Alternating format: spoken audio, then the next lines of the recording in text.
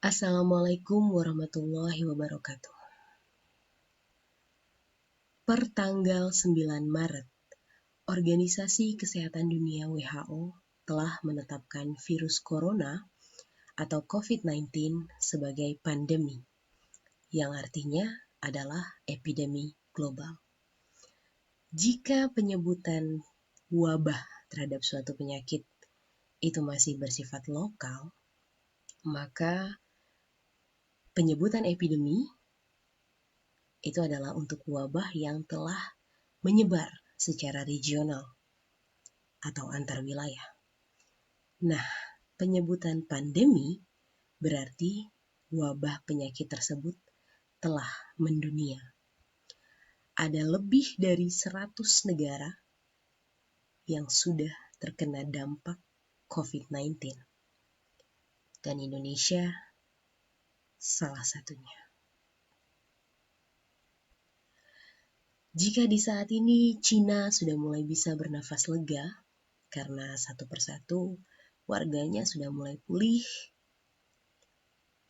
dan rumah sakit darurat mulai ditutup, kita di Indonesia baru merangkak menuju bahaya.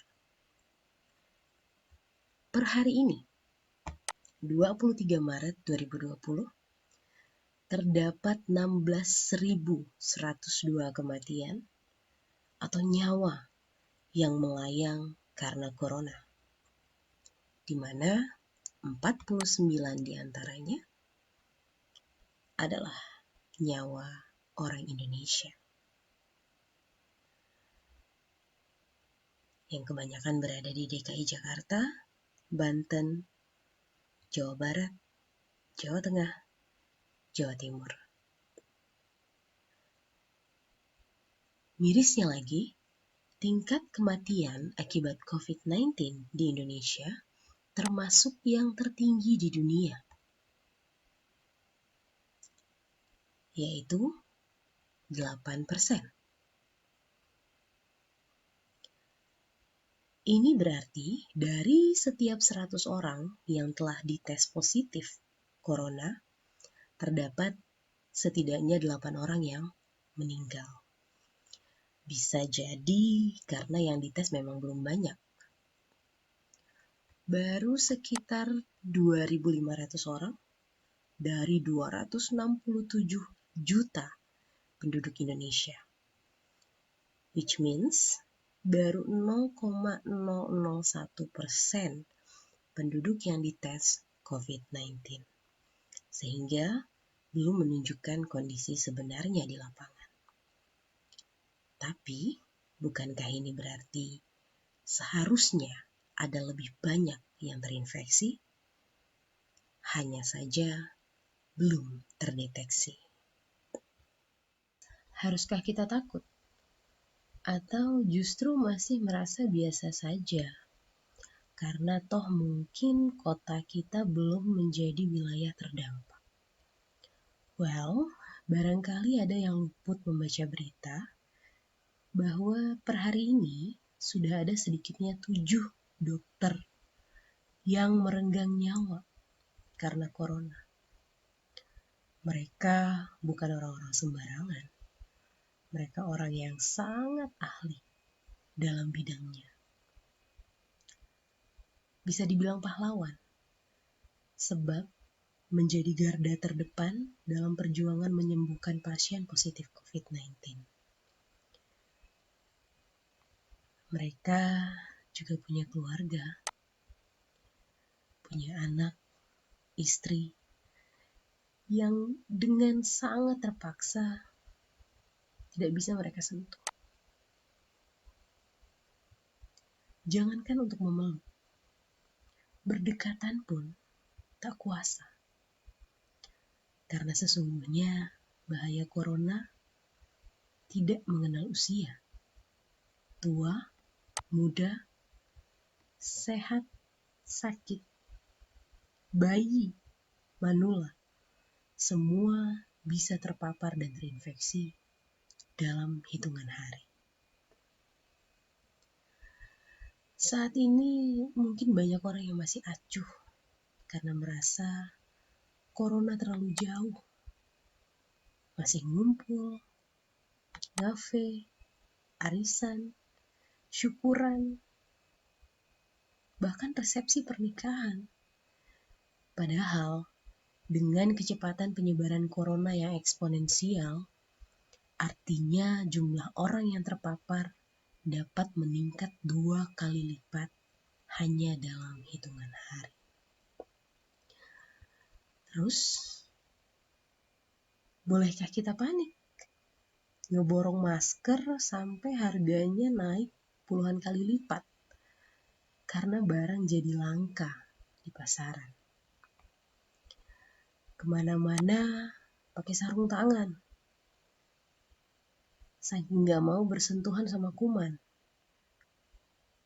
Dan bikin para tenaga kesehatan justru jadi kehabisan stok sarung tangan lateks di saat mereka benar-benar memerlukan.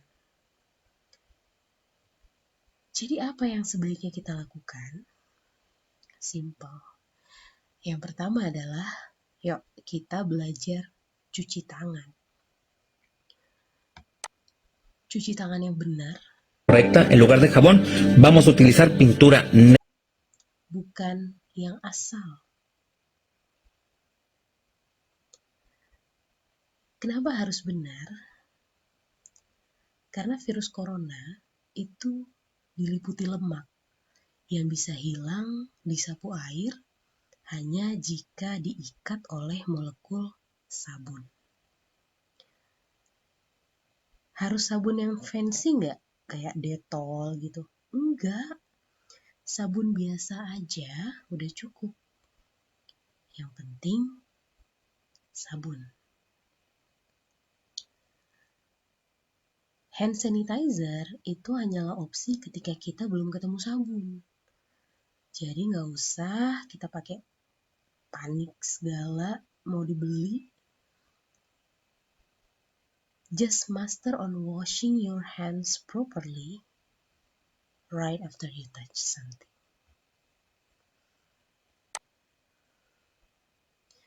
Yang kedua, sayangi dirimu sendiri dengan memperkuat antibodi.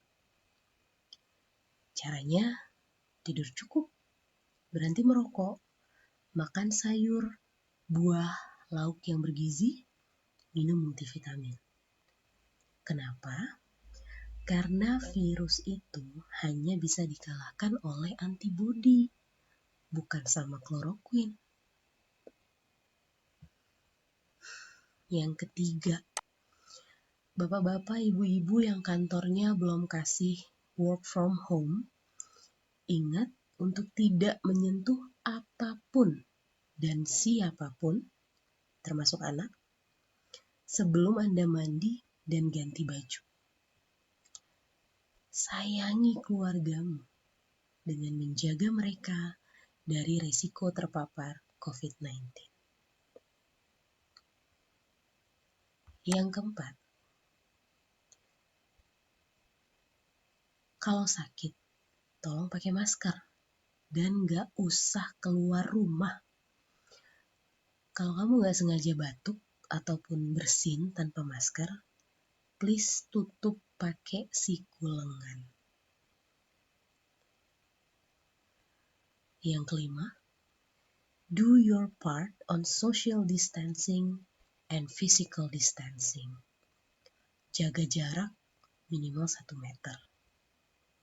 Kalau nggak perlu-perlu banget, kamu nggak usah keluar. Kalaupun kamu lagi sakit, please tunda dulu. Kalau sakitmu nggak parah-parah banget, nggak usah ke dokter. Konsul Halodoc aja. Karena dengan kondisi sekarang, di mana Jakarta sebagai pusat epicentrum corona dan transmisi lokal udah nggak bisa kita bendung lagi, even jika kamu merasa sehat, please anggap diri kamu sebagai carrier yang bisa menularkan penyakit ke banyak orang tanpa disadari. Terakhir, ingat bahwa corona knows no mercy. akan ada 3 pilihan setelah Anda terpapar virus corona. Apakah sembuh sendiri dengan bantuan antibodi? Atau dirawat dengan intensif dan membutuhkan bantuan peralatan medis seperti ventilator? Atau justru paru-paru Anda menyerah, lalu Anda meninggal dunia? Untuk opsi yang terakhir, mungkin kita bisa lihat sendiri di media. Gimana prosedur pengurusan jenazah dan pemakaman dari korban COVID-19 yang gak bisa melibatkan orang banyak dan membutuhkan alat pelindung diri karena virusnya dikhawatirkan masih bisa menular meskipun yang punyanya sudah meninggal dunia. Bayangkan, nauzubillah min dzalik, kalau itu terjadi pada kita atau keluarga kita. Pada akhirnya, semoga kita semua bisa menjaga diri dan menjaga keluarga kita. Kita berikhtiar dengan ridha Allah Subhanahu wa Ta'ala untuk mampu menahan laju COVID-19 dengan ilmu. Karena kalau kita lihat di sini, jika diprediksi tanggal 23 Maret itu seharusnya kasus di Indonesia sudah mencapai 2.000-an orang. Tapi alhamdulillah masih di angka 500. Jadi sepertinya social distancing itu mulai berdampak. Tapi kita nggak boleh senang dulu. Karena masih banyak sekali yang belum dites.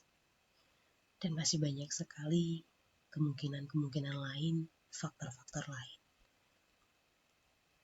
Tapi bukan berarti kita harus berhenti berusaha.